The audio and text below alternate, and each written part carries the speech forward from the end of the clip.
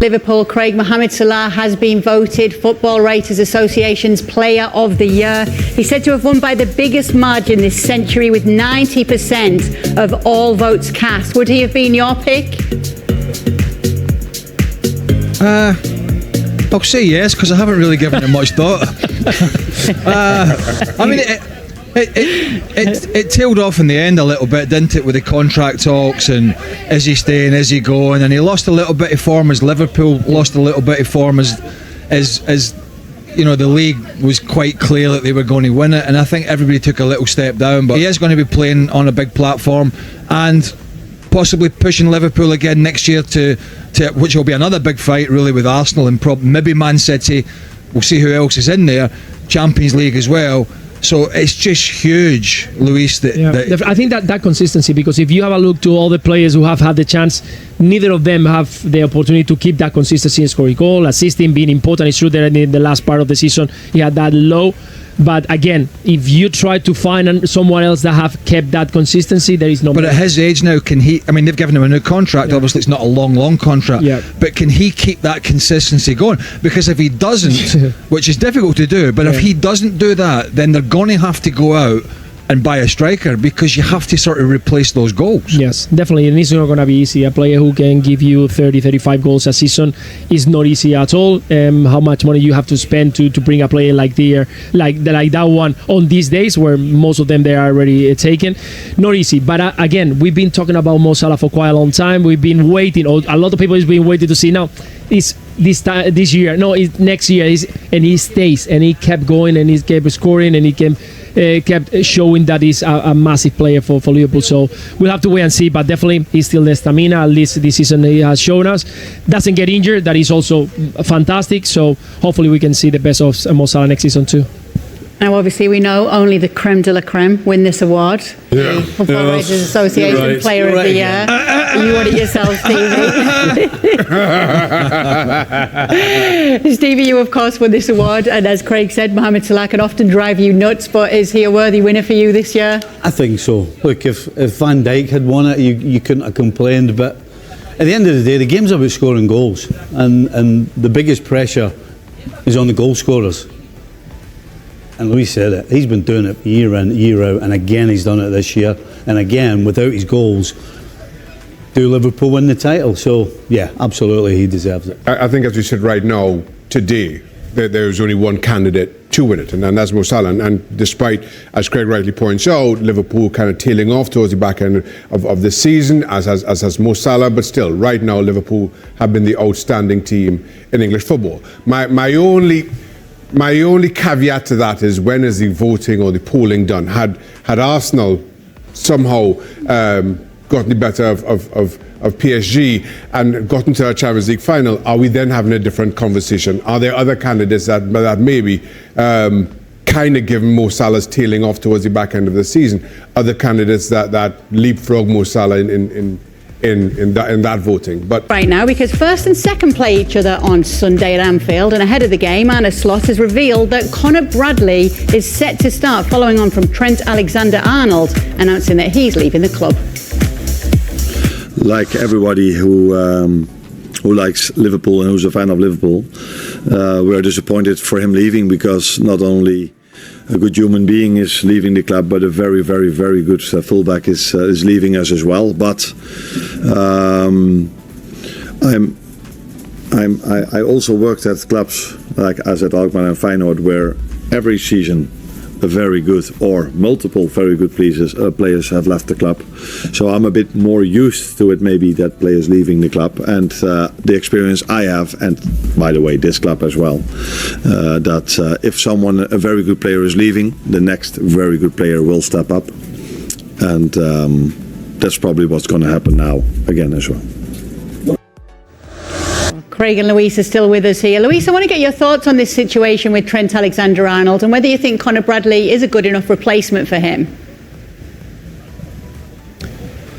Of course, it's not an easy situation for anyone, not even for Conor Bradley. I'm sure that he will be delighted to be part of the game. I think he showed us, I remember one of his best games when he had the chance to score. I think it was against Chelsea on a 4-1 win, fantastic on the right side. I think he showed that he's got the talent and the will to do a good job for Liverpool. Of course, he's lacking a little bit of experience, but he will get there. I think he's surrounded by amazing players who will help him to kind of fill up the big gap that Alexander-Arnold is going to leave there at Liverpool. And for Trent, I think that everyone in Liverpool knows that at some point this could happen. He had made the decision, and I think the farewell has to be there at some point. I think he's done everything for the club, and he wants to have a new challenge. We'll see where he ends up, but I think that definitely Conor Bradley is good enough to play for Liverpool. And again, it will take a little bit of time, adaptation to get back into that rhythm of the competition.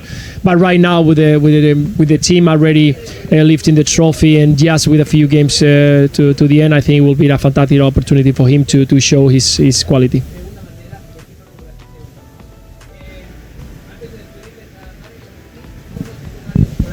Craig, what are your thoughts on it? Well, it's a great shot in the arm for Conor. What's he laughing at? We've only asked you 3 times. I don't think you heard the first time. No, we lost. I know I'm not blanking you, but we lost the sound again. I think you figured that one out. So yeah, it's a great shot in the arm for Conor Bradley. Of course it is. It's not like for like. So you're going to have to change your style a little bit, because nobody can play. Probably nobody in Europe as a fullback can play and has the range of passing that Alexander-Arnold has. Of course, he has his defensive deficiencies that are well documented and we've talked about. But it's just a great boost for the youngster, who's got great pace. He's very direct, he's very quick, he's very aggressive, but he's also very inexperienced, and he's not going to be able to give you what Alexander-Arnold gave you in the final third, those 50, 60-yard balls, those ranging passes, those free kicks. But who out there are you going to buy that's going to do that? So you got a choice to make, and the choice is in-house, and we'll see how that goes. Maybe it'll be too much for the lad. Maybe the pressure will get to him. Who knows if he's the regular sort of fullback and he's expected to do it week in, week out, rather than just coming in off the back of somebody getting a rest. So yeah, it's a decision that's been made, but it's also a decision that can change, and it's up to the young Conor Bradley to take that opportunity. And obviously in opportunities like this at the weekend, these are the times that he can show the coach he's the right man for the job. I don't think there's any question that he doesn't have the tools for the job. He absolutely has everything. Craig's talked about all the things that he does have. And in terms of Trent Alexander, you're never going to replicate, and you never do replicate. You know, when you bring a different player in, what you've got to concentrate on is the positive things that they give you as a team, and then you adjust from there. And there's no question, from a defensive point of view, it's going to be a million times better. Now, yes, you're going to lose that incredible passing range, but Conor Bradley, in the short period of time that he's played in the first team, has shown you going forward that he's capable as well. Lewis is talking about that Chelsea game where he scored, he had an assist. So he actually has all the tools. My only worry for him is if he can stay fit. You know, for a young man, he's had some injuries in the time that he's broken into now. And if he can stay fit, I have absolutely no problem at all in thinking that Conor Bradley will be Liverpool's right back for the foreseeable future. As for Trent, what type of send-off do you think he's going to get? A warm one? Well, I hope so. You know, all this nonsense about leaving Liverpool and he should be staying, and, you know, come on. How about you look at it the other way around? Look at the service he's given Liverpool. Cost him absolutely nothing. It goes both ways. The club have absolutely benefited from Alexander-Arnold playing for Liverpool, and Alexander-Arnold absolutely has benefited as well playing for Liverpool. So how about you give him a nice round of applause, a clap, whatever you want, buy him a beer, I don't care, but make sure it's a good send-off. Now, it's not definite, it's not confirmed, it's not official that he's moving to Real Madrid, Luis, but many think that is the next destination. If that is to be the case, how will that move go for him? Yeah, it's been the rumor has been there for quite a long time. It's not the first time we talk about Trent leaving Liverpool, and it looked like the direction was going to Real Madrid. We'll see if that's going to happen, but definitely for him is a massive move. Real Madrid is one of those global teams followed by millions and millions around the world. It's always a jersey comes with a lot of pressure, but I'm sure that he's already aware of that, and he's been in the biggest stages, so we know what that pressure means.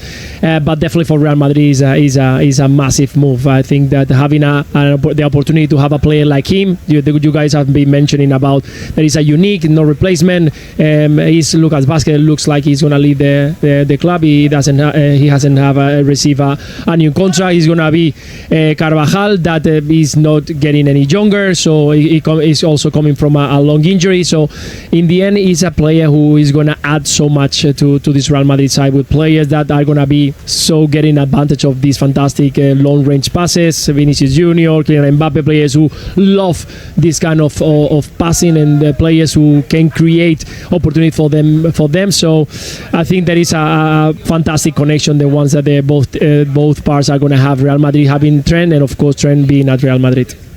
Well, we're talking about